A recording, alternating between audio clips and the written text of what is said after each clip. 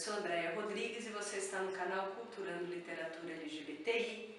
Hoje eu estou do lado dessa mulher que foi muito importante durante o meu processo de autoaceitação, o processo de aceitação da minha mãe, e ela ficou sabendo disso há 2 minutos atrás. Uma mulher que se reinventou quando soube, quando veio a revelação do filho caçula, do Marcelo. Eu estou falando de Edith Modesto. Doutora Edith, muito obrigada por ter aceitado prontamente o meu pedido dessa entrevista, desse bate-papo. E eu gostaria que a gente começasse com um combo, que a senhora se apresentasse, você se apresentasse como profissional, com o currículo, como foi o processo com o Marcelo e o GPH, como surgiu esse projeto? Então, em primeiro lugar, cumprimento a todos e a você e te agradeço de coração pelo presente que você está me dando, que para mim é um presente, quando eu fico sabendo que eu consegui ajudar alguém. É tão bom, tão gostoso isso, né? Saber que a gente não passou por essa vida em vão, né? Que a gente conseguiu ajudar um pouco pessoas. Isso dá uma alegria enorme. Muito obrigada, obrigada mesmo, viu? Eu que agradeço. Então, eu sou professora universitária, agora aposentada, dei aula em diversas faculdades, sempre gostei de estudar, dei aula durante muitos anos, sem saber que eu poderia ter ajudado um pouco alguns alunos que faziam parte de minorias de gênero e de orientação sexual, mas naquela época isso não me vinha à cabeça. Eu não achava que era uma coisa importante. Eu sabia que existiam as pessoas homossexuais, por exemplo, mas era uma coisa que eu não pensava nisso. Parece que essas pessoas moravam longe, não faziam parte direito do meu mundo. Porque naquela época não se falava do assunto. Não tinha na televisão, não tinha em revista, não tinha em jornal. Tinha bastante piada, já tinha piada, né? As pessoas tomavam uma cervejinha e contavam piadas. E até em programas de TV, tinha quando também, falavam, seria piada. Também. E tinha xingamento também. Quando a pessoa ficava brava com alguém, ela sabia xingar, né? Mas não se tocava no assunto, né? Então era uma coisa longe de mim e, infelizmente, eu não tive a oportunidade de ajudar, ou de tentar ajudar as pessoas, os meus alunos, né? Eu sempre gostei tanto deles. Foi uma pena. Bom, aí eu fiz carreira universitária, fiz mestrado na USP, doutorado na USP. Quando eu estava entre o mestrado e o doutorado, eu soube que meu filho caçula, o Marcelo, que hoje também é professor na USP, é homossexual.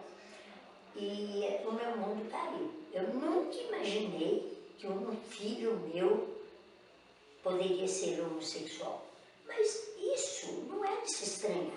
Porque hoje, se você conversar com as mulheres grávidas, a menos que ela tenha um irmão gay, um grande amigo gay, mesmo com toda a mídia falando desse assunto hoje, como você falou há pouco para mim, né? As novelas tratando do assunto, que é uma ajuda maravilhosa. Mesmo assim, se você conversar com as mulheres grávidas, elas pensam em um monte de coisa. Eu já testei e testo isso. Elas falam da alegria de ser mãe, elas falam das preocupações, algumas falam até de medo de doença, síndrome de Down, mas ninguém fala da possibilidade daquele bebê, menino ou menina, ser homossexual. Ninguém fala. Isso quer dizer que a homossexualidade ainda não se naturalizou. Ainda não é uma característica natural para as pessoas, como é. É uma característica como ser hétero, não é? Só que a maioria é hétero e uma menor parte é homossexual, mesmo a gente sabendo que não é tão pouco quanto pensam. É bem maior o número de pessoas que são homossexuais. Falam em 10%, eu acho que pode ser até mais, né? De 10%. Falar sobre gênero, então, transgeneridade, aí é que ninguém pensa nisso, né? Porque isso começou a ser falado há 10 anos e está no começo do começo do começo, né? Bom, eu então fui fazer o doutorado quando eu já sabia que meu filho era homossexual, já tinha passado por fases muito difíceis do processo de aceitação. Esses processos estão no meu livro Mãe Sempre Sabe, ponto de interrogação, que está na segunda edição.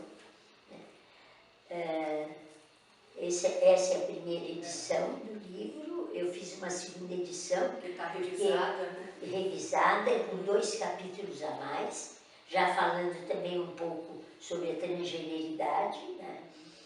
Falando sobre gênero um pouco, mas na mesma técnica de organizar o processo de aceitação dos pais e de autoaceitação dos jovens através de depoimentos. Nessa época, eu já sabia que meu filho Marcelo é homossexual, na época do doutoramento, e eu resolvi fazer meu doutoramento sobre esse assunto, homossexualidade e a dificuldade da família. Esse livro foi publicado pela USP, pela editora da USP, e eu tive uma grande alegria, até uma coisa inesperada, porque eu ganhei o primeiro lugar na festa das 100 mil teses da USP, na área de humanas.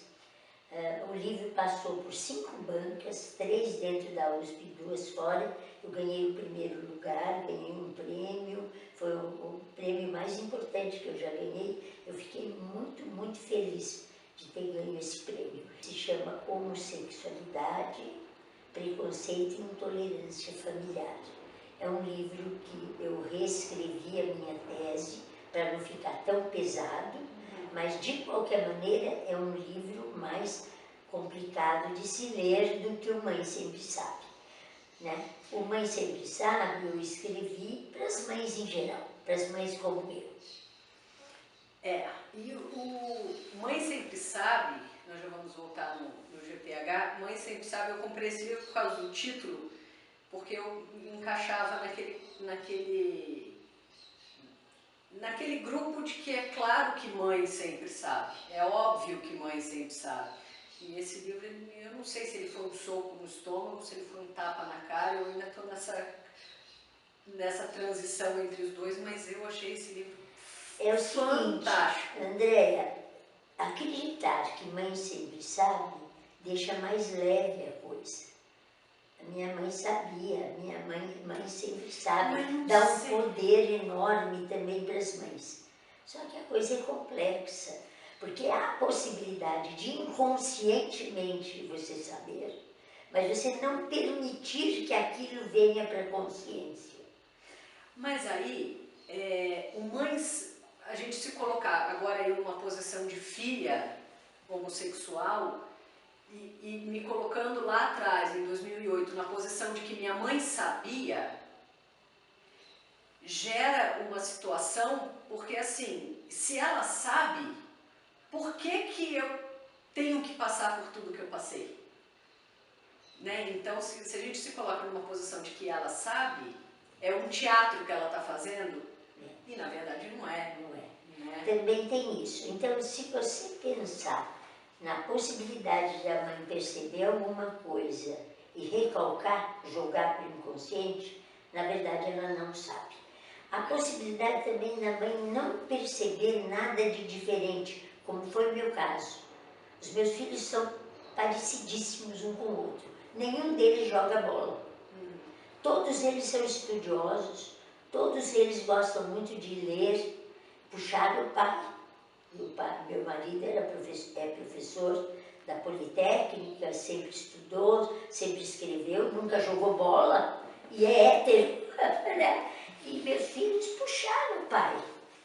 Então, eu nunca percebi nada, porque se eu tivesse filhos que adorassem jogar futebol, e um só não gostasse, mas por que esse filho não joga bola?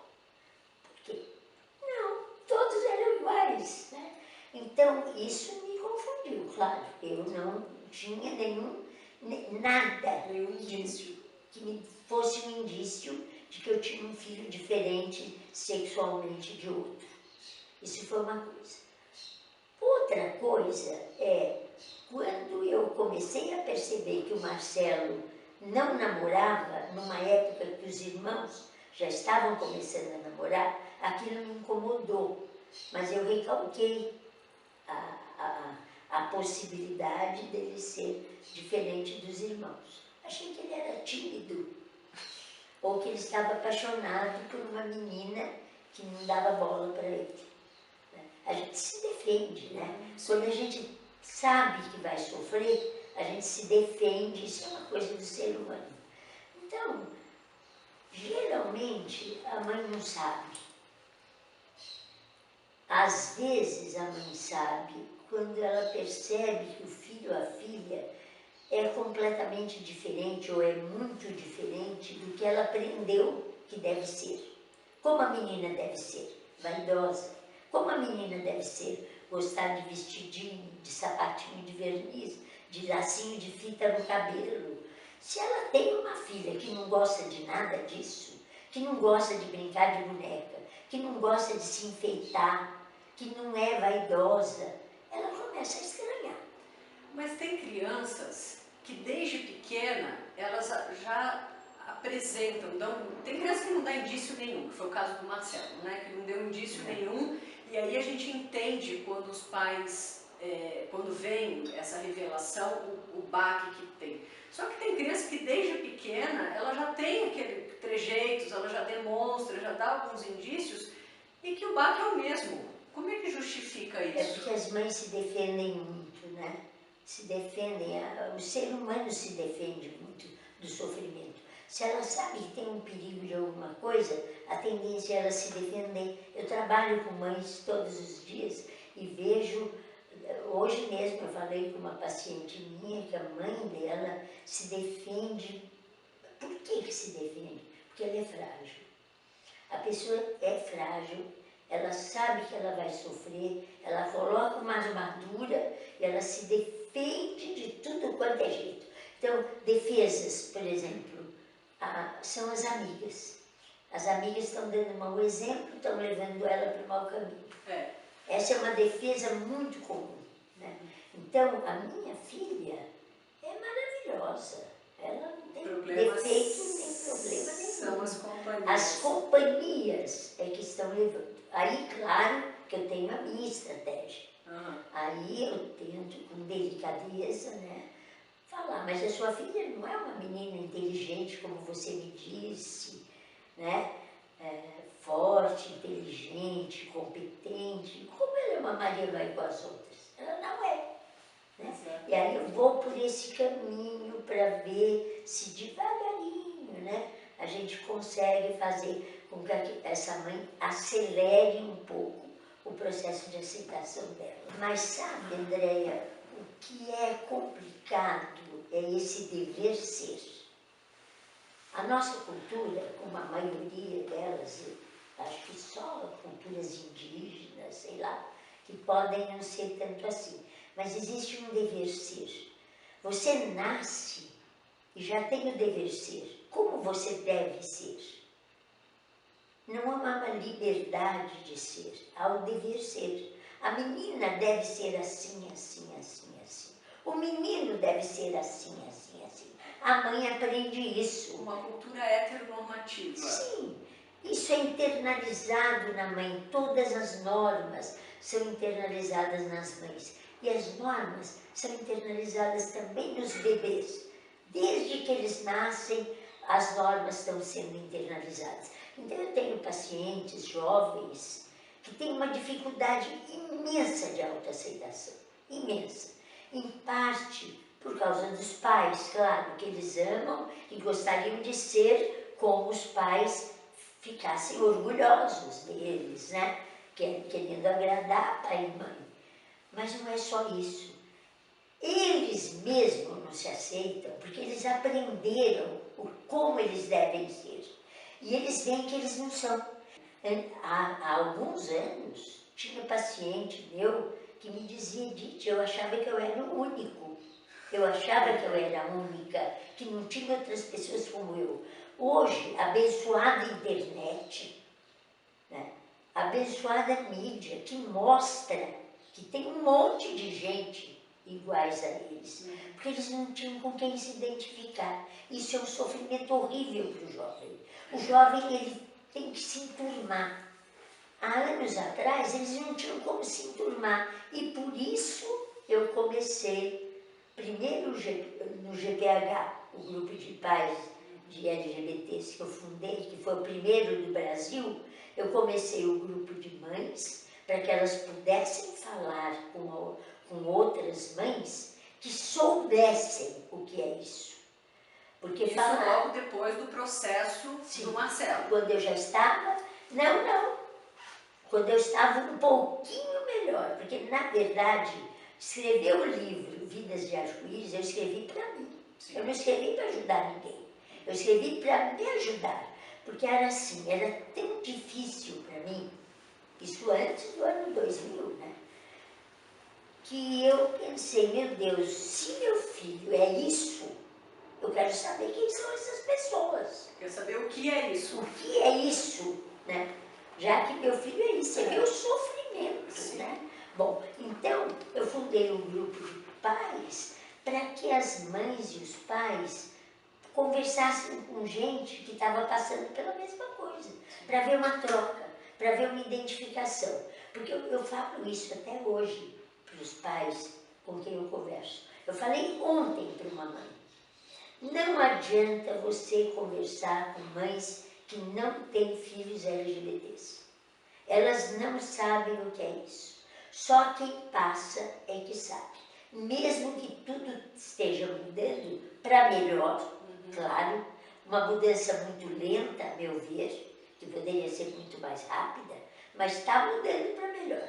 Mesmo mudando para melhor, as mães de LGBTs devem conversar com mães de LGBTs, porque aí uma entende a outra. Sim. Então, o GPH, ele atende pais de LGBTs. E aí eu pensei nos jovens e fundei o Projeto Purpurina, que foi, se não foi o primeiro, foi um dos primeiros projetos para jovens do Brasil também. Sim. Não dá para ter certeza se foi o primeiro. O GPH tenho certeza que foi o primeiro. O Projeto Purpurina era um projeto de jovens coordenado por jovens. Eu capacitava os coordenadores, eu escolhia quem eu via que tinha o perfil, capacitava e eles tinham o voto. Eu tinha o voto de Minerva, mas eles é que falavam para mim, porque eu não sou LGBT. Né? Eu não sou. Eu sugeria coisas, eles falavam, isso é bom, aquilo não é bom. A gente conversava e o Projeto Purpurina foi crescendo até 100 pessoas em cada encontro. Só que depois o número foi caindo. Quando chegou em 20 e poucas pessoas, depois de ter mudado o projeto, procurado o que dava para mudar, eu percebi que não era mais necessário aqueles encontros. Então o Projeto Purpurina não... Mudou de cara. Agora ele está aqui, eu atendendo jovens que têm problemas a mais, alguns têm mais problemas do que outros, só a internet, só saber que tem uma porção, só conversar com iguais, não está adiantando, a pessoa ainda tem possibilidade de ficar com depressão e tal, então eu estou atendendo esses. Aí eu atendo jovens, as jovens, e tento unir a família, porque eu trabalho com o jovem com o pé no pai e a mãe. Quando eu trabalho com a mãe, pé nos jovens. Entendi. Porque, na verdade, o meu objetivo é unir as famílias. Primeiro, porque eu sou uma pessoa que valoriza a família. Segundo, porque eu sei que ainda há preconceito, infelizmente, e que a família é muito importante para quem faz parte de uma minoria. Qualquer minoria. Sem dúvida. Então, se eu estou jovem, estou nesse processo de autoaceitação ou nesse conflito com a família, como eu entro em contato com a senhora? É só ligar. No telefone do GPH. Se você ligar no 11 30 31 21 06, durante o dia, vai falar com a minha secretária. Tá. E ela vai marcar, ou sei lá o que você gostaria. Se você quiser falar diretamente comigo, você liga no 30 31 21 06, 11, depois das 20 horas. Ah, perfeito. Aí fala comigo.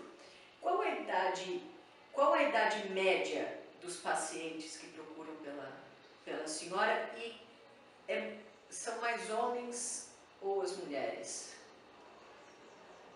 Uma boa pergunta. Eu nunca pensei nisso. A idade, eu tenho pacientes hoje em dia com a transgeneridade, não sei se as pessoas todas sabem o que é transgeneridade, a pessoa nasce com um corpo e se sente do outro, se identifica com o outro gênero, né? Com a transgeneridade, eu estou tendo pacientes de 6 anos, de 7 anos, de 8 anos, já tive até de 4 anos, começando com 4 anos. Mas homossexualidade a partir dos 9, 10 anos. Mas atualmente está aumentando o número de pacientes mulheres homossexuais. Doutora Edith, as religiões em massa atrapalham no processo de aceitação? Muito. Atrapalham muito, principalmente porque é uma arma de defesa, é uma verdadeira arma. Ontem, uma mãe citou pelo menos 10 versículos, ela sabe tudo de cor. Quer dizer, a pessoa está se defendendo de unhas e dentes, e a religião é uma maravilha para ela se defender. Então a mãe pega aquilo como uma defesa poderosa. Então esse cenário não está mudando? Eu penso que as religiões, infelizmente, atrapalham em vez de ajudar. O que é um absurdo, porque a religião deveria falar de amor. Deveria acolher. Deveria falar de amor, de acolhimento, de afeto. Andam falando de rejeição, de castigo. Sabe, isso eu acho um absurdo. Né? Porque quem é cristão? Jesus, se veio aqui à Terra, ele veio para falar de amor, de acolhimento, de perdão, de desculpar. Né? Eu só vejo acusação, castigo, rejeição, ódio dentro de igrejas. Eu mato em nome de Deus. Pois é, isso é um absurdo, né? Devia ser tudo diferente. E usam, então, a religião como defesa. A pessoa tem dificuldade de autoaceitação, ela se defende, a religião é uma beleza. E a cura gay? Pois é, isso é uma loucura, né? Isso está muito ligado à política. O meu trabalho é o menos político possível. Eu odeio esse negócio de... no meu trabalho, eu sou apartidária. Apesar de que o meu trabalho é político, claro, né? Mas eu digo, é política partidária, essa coisa. Eu detesto. Está havendo um movimento fascista no Brasil e é uma coisa muito complicada. Muito, muito complicada. E está atrapalhando muito esse processo que vinha vindo de abertura, de acolhimento das minorias. Isso está ficando mais difícil.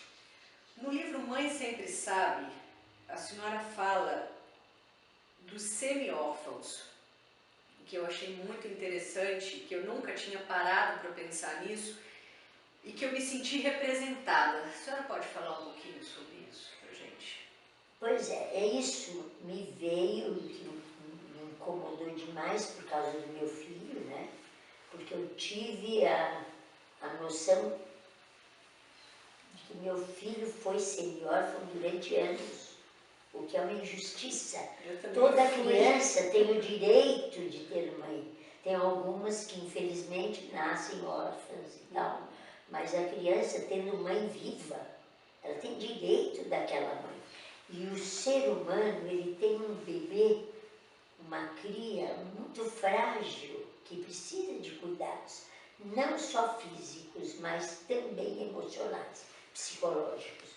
E de repente há crianças que ficam semi-órfãs. São órfãs de mães vivas. Elas ficam em parte órfãs. Por quê? Porque a criança, quando ela tem alguma dificuldade, ela corre para a mãe.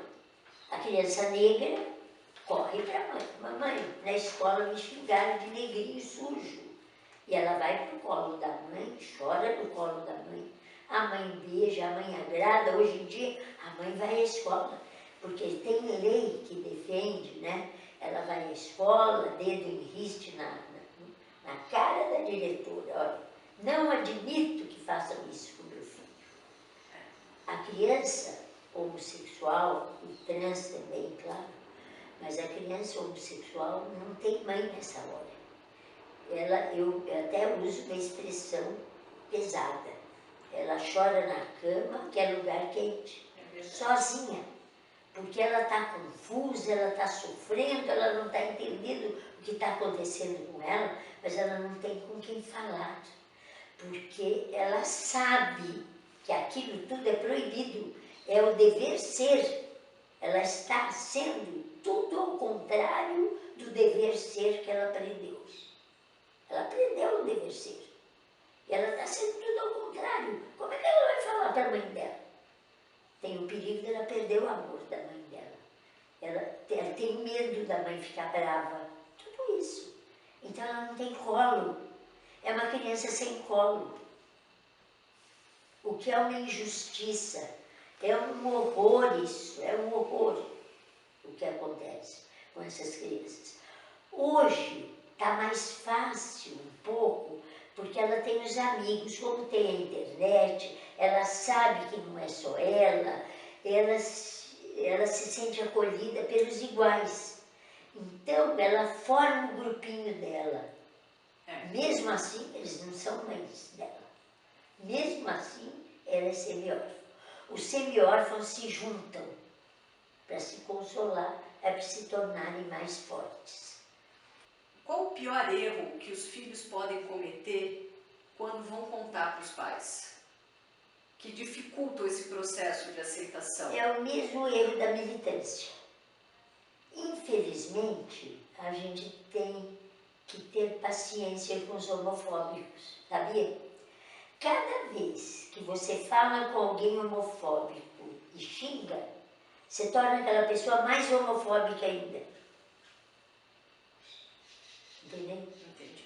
A sua mãe é homofóbica? É. Por que ela é homofóbica? Porque ela aprendeu que ser homossexual é pecado, não é correto, não é bom. Se ela aprendeu isso, ela é homofóbica. Se você chegar bravo, ela se fecha. Então é um caminho que começa, claro que mãe é mãe e acaba dando tudo certo. Mas você perguntou o que pode facilitar. Não, o que dificulta. O que dificulta é isso. A militância. A militância e falar com a mãe, e falar com o pai, e falar com os parentes. Esse tom de agressivo não é bom. É a experiência que eu tenho. Fato ou fake? É mais fácil sair do armário depois que você tem uma independência financeira ou já mora sozinho ou com amigos? Eu acho isso tão sofrido, uma coisa tão dolorosa falar isso. Porque olha quanto tempo essa pessoa ficou ficou, para conseguir ter independência financeira. Quanto tempo de orfandade. Me deixa triste. Sim, mas... Eu acho que vale a pena, com paciência, confiar que o amor sempre vence. O amor vence. É só a gente ter paciência. Por que identidade sexual e não opção? Porque não é escolha. Eu não escolhi ser hétero. Eu com 12 anos conheci meu marido e pensei, olha que homem lindo, eu quero casar com ele. Como que eu não olhei para uma mulher e falei, olha que mulher linda, eu quero casar com ela? Não que eu não olhasse para as mulheres, porque eu sei que eu tenho um gradiente lésbico como todo mundo. Todo mundo tem graus de homossexualidade. Isso, eu cheguei a essa conclusão com anos e anos e anos de trabalho com sexualidade e gênero. Uma coisa que Freud falou lá atrás, que de burro Freud não tinha nada. Ele falou, todo ser humano é bissexual. E é. Só que é assim, tem gente que é um coisinho assim, pequenininho. Outro é um pouquinho mais, outro é um pouquinho mais. Qual é o grau de homossexualidade? Não sei. Eu sei que eu sou preponderantemente hétero. Eu gosto mais de homem. Eu casaria com um homem sempre. Não tenho a menor dúvida que eu sou heterossexual. Mas eu não tenho a menor dúvida que eu tenho um grauzinho de homossexualidade como todo mundo. Sabe como que eu percebi? Assistindo filmes homossexuais, filmes lésbicos. Eu não gosto de filme pornô. Sempre detestei, acho Até que porque uma não é nojeira. representativo. Não, eu detesto filme pornô. Estou falando eu como pessoa, Sim, né? sim. Não me excita em nada, eu acho aquilo horrível. É uma característica minha. Não estou generalizando, não estou julgando, estou falando, eu não gosto. Agora, filme de amor eu adoro, né? Aquele filme de amor que as pessoas se amam. Como faz parte do meu trabalho, eu preciso assistir filme. Uma paciente fala de um filme, eu vou assistir o filme. E tem uns filmes muito bem feitos, muito bonitos, né? Em que há um amor verdadeiro ali, né? E eu um dia, há anos atrás, estava assistindo um filme em que, nesse filme, tem cenas de sexo muito delicadas, muito bonitas, né?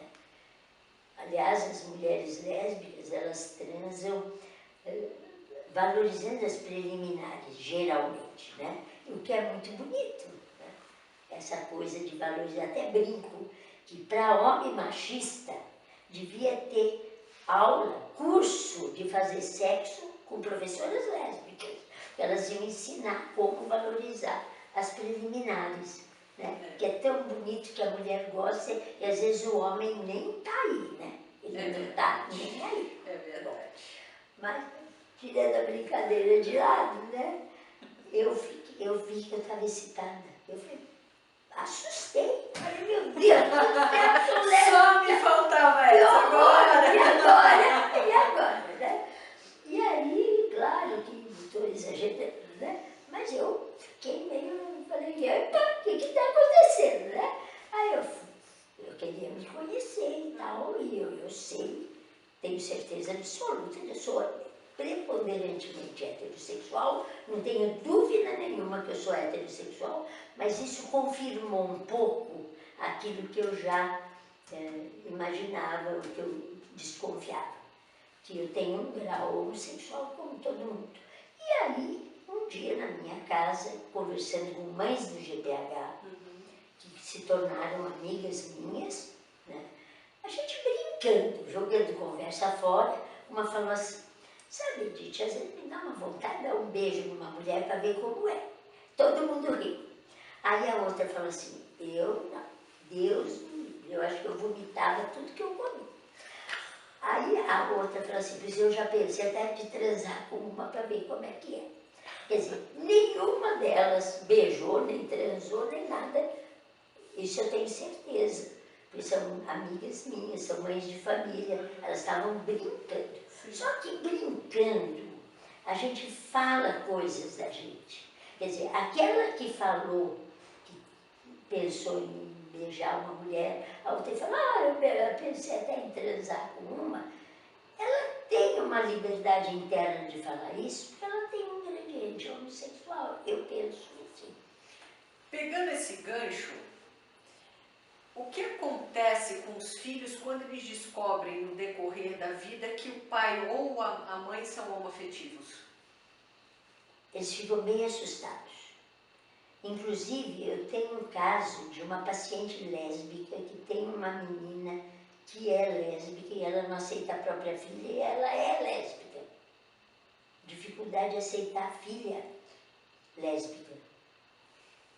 O contrário também acontece. A dificuldade de saber que os pais são homossexuais, homoafetivos, é mais fácil de entender. Porque está internalizado na pessoa o que é certo. Ela trabalhou com o fato dela não ser a certa. Ela está fora das regras. Ela trabalhou com aquilo. Agora o pai e a mãe também é demais, né? Então, só que isso é o começo. Depois há a vantagem de ter pai ou mãe homossexual. Não, mas peraí, agora ficou confuso para mim.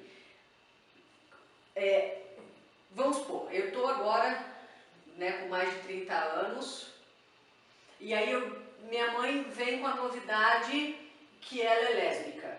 Sim. Né? Não sei o que aconteceria com você, porque eu não conheço tão bem você. Não, no meu Mas caso... pode haver a possibilidade de você ficar assustada. Mas geralmente já chegou um paciente aqui com Sim. isso, minha mãe é Sim. lésbica, meu pai é gay e agora muito que eu faço? Assustada. Eles se sentem o quê? Enganados? Se sentem faltando chão. Porque a verdade é que o pai e a mãe têm que ser de acordo com as regras para dar segurança. Isso não faz sentido, mas é assim. Porque é o dever ser que está internalizado. Então, no início, aquilo balança. Depois vem a vantagem. Você se identifica com seu pai ou com a sua mãe, porque eles são como você. Claro. Agora, é claro que se você for hétero, aí é muito mais difícil. Né? No caso de um hétero, desculpa. Não. A mãe. O hétero é dificílimo. Dificílimo. No começo. Diferentes. Mesmo pessoas que trabalham com homossexualidade. Eu já tive paciente que trabalha com homossexualidade. Psicóloga, que tem pacientes LGBTs. Descobriu que o filho ou a filha é homossexual e despencou. Você vê como o ser humano é complicado, não faz muito sentido. Por quê? Porque uma coisa é aqui o cognitivo comportamental, outra coisa é o que está aqui embaixo, o que você recalcou. Quando aquilo aflora, desestrutura tudo aquilo que você sabe de você. E uma criança que é adotada por homossexuais? A experiência que eu tenho é maravilhosa. Maravilhosa. Todos os casos que eu tenho conhecimento, nossa, dá até inveja daquela criança. De tão feliz que ela está, de tão amada que ela está, de tão bem cuidada que ela está. É da gente ficar comovido. Os homossexuais, eles já lutam por respeito, por igualdade, por aceitação. Mas dentro deste grupo... Eu já sei o que você vai falar. Ainda existe o preconceito. Já sei. Quando eu estava no projeto Purpurina, tinha uns 3 ou 4 meses, eu quase acabei com o projeto.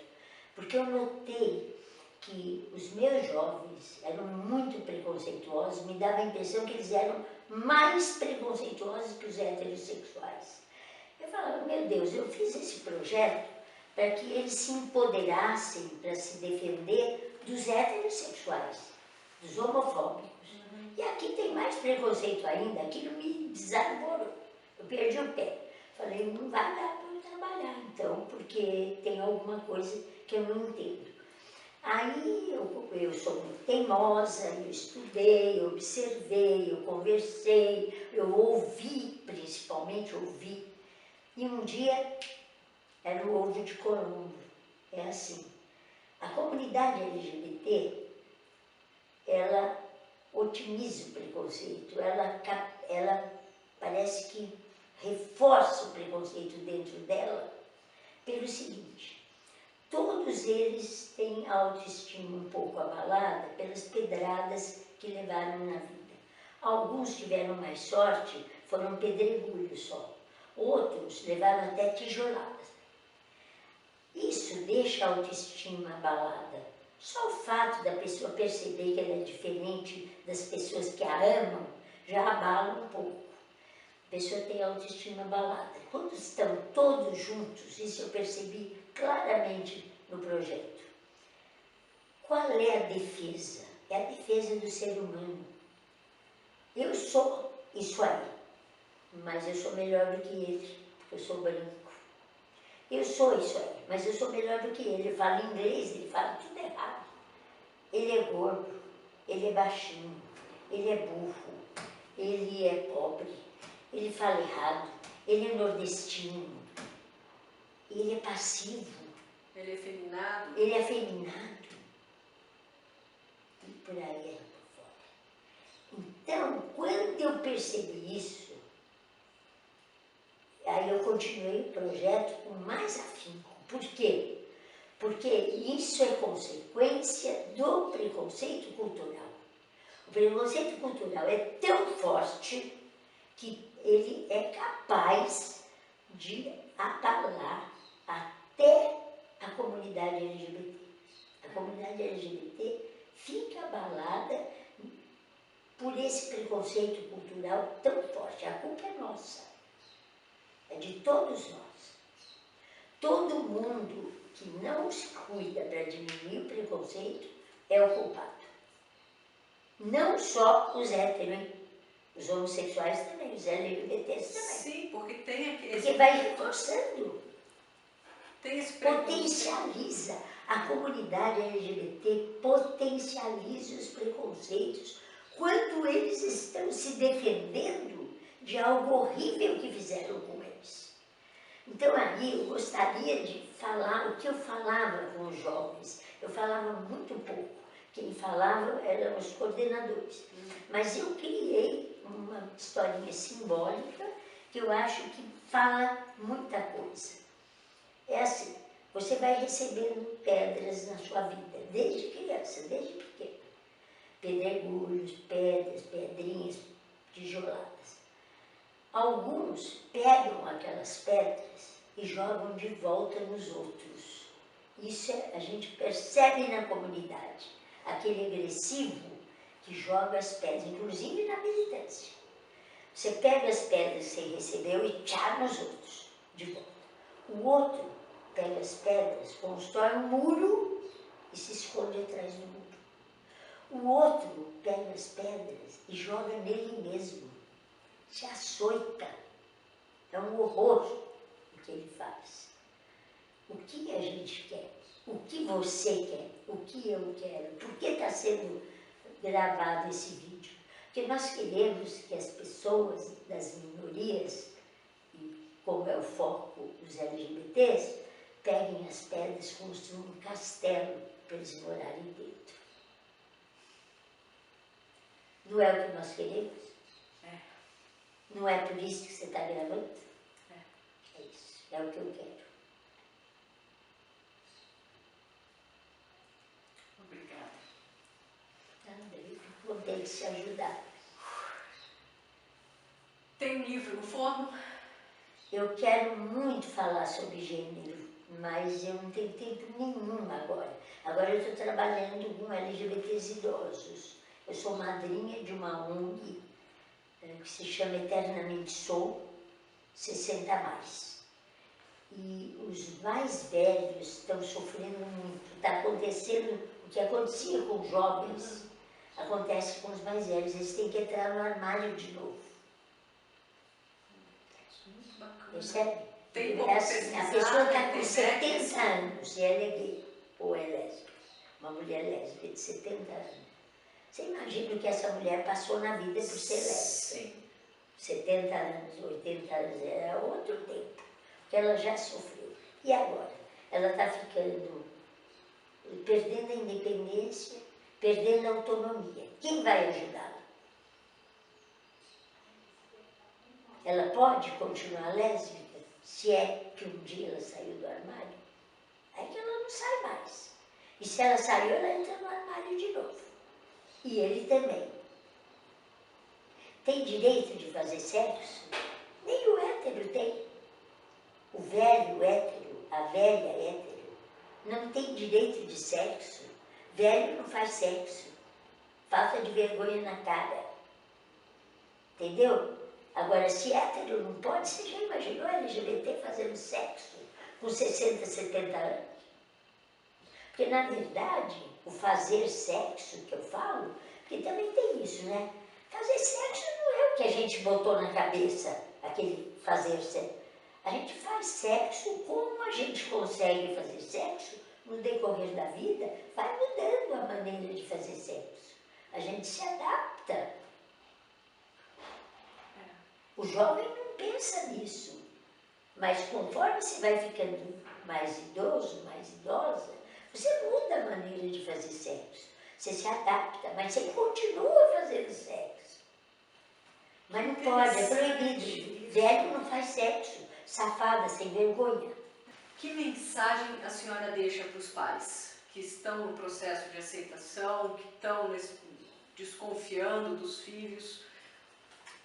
Ou para esses jovens que estão ainda nesse processo de autoaceitação? Eu penso assim, que os pais têm o direito de sofrer. Esse negócio de falar que, mas é uma coisa boa, não é não. Não é não. Eles estão passando por um período difícil. Eles estão passando por um processo de luto. Eles estão perdendo a filha hétero que eles tinham, para que renasça uma filha homossexual. Isso vai acontecer porque o amor sempre vence. Mas é difícil, é um processo de luto, é difícil. Então, essa mãe tem o direito, sim, de chorar. Então, sabe, quem construiu isso para nós? A nossa cultura homofóbica preparou isso para nós. Sabe? Não adianta a gente fazer de conta que é fácil. Não é fácil. E o que eu digo para os jovens, que também têm dificuldade de autoaceitação, é um processo difícil a autoaceitação, mas é um processo mais longo. A coisa se dilui no tempo, né? Você vai sofrendo, sofrendo, sofrendo. A mãe tem que aceitar rápido. Ela ficou sabendo hoje, eles falam para mim, Edith, faz 3 meses que eu falei para minha mãe. E eles sofrem muito. Mas foi o que eu falei em um dos vídeos, eu acho que foi na resenha do livro Mãe Sempre Sabe, quando eu falo com jovens, que eu falei assim, vocês não acordaram heterossexual, foram dormir heterossexual, acordaram homoafetivos e contaram no café da manhã. Então respeitem o tempo de aceitação, porque nós tivemos o nosso tempo de autoaceitação e que durou anos. Muitas vezes duram anos, aquele conflito, daquela coisa, até você entender o que está acontecendo com você e aí você ter coragem. E a gente quer realmente... Mas também tem que entender o sofrimento dos jovens. Não é fácil. Você, quando é mãe dos outros, é fácil. Falar da mãe dos outros é fácil, mas da própria mãe. É muito difícil para uma filha saber que a mãe dela está com dificuldade de aceitá-la. Porque ela é semi-órfã, cadê minha mãe? Eu tenho o direito de ter mãe, eu quero ter mãe. Olha que coisa complicada. Mas é uma via de mão dupla, né? A gente tem que entender o processo dos pais, entender que eles têm tentar lidar com isso se desculpando. Sim. Os pais têm que se desculpar. Os filhos têm que se desculpar. Os filhos têm que desculpar os pais. Os pais têm que desculpar os filhos. Porque dá a impressão que é escolha, né? É. Como minha filha faz uma coisa dessa comigo? Então é um processo de perdão de duas mãos. Olha que coisa estranha. Porque de um lado... E ninguém tem culpa de nada e todo mundo sofre. Ninguém tem culpa. A mãe não tem culpa de nada, o filho não tem culpa de nada, a filha não tem culpa de nada. E está todo mundo sofrendo padedel. Doutora Edith, muito obrigada. De nada, Nossa, querida. o dia inteiro aqui com a Espero que senhora. ajude. Muito. Me ajudou muito, vai ajudar. E eu peço desculpas por alguma falha. Eu não tenho certeza absoluta de nada. Eu falo aquilo que eu acho que pode ajudar. Essa sabedoria. Tem a experiência, de mãe, de um filho. E do trabalho que eu afetivo. faço. Sim, mas a gente pode errar, né? Tem sempre perigo de errar. A gente não deve escandalizar as pessoas, sabe?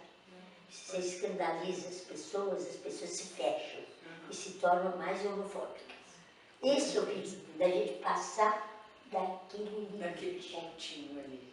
Porque passou do limite, ofende, escandaliza. Não é um bom trabalho. Não. Ofender e escandalizar. A pessoa fica mais homofóbica ainda, porque ela fica amedrontada e ela se fecha. Finalizamos aqui então esse bate-papo muito gostoso com a doutora Edith Modesto. Se inscrevam no canal, deixem seus comentários, compartilhem esse vídeo para que mais pessoas sejam beneficiadas. Um beijo no coração de vocês. Tchau.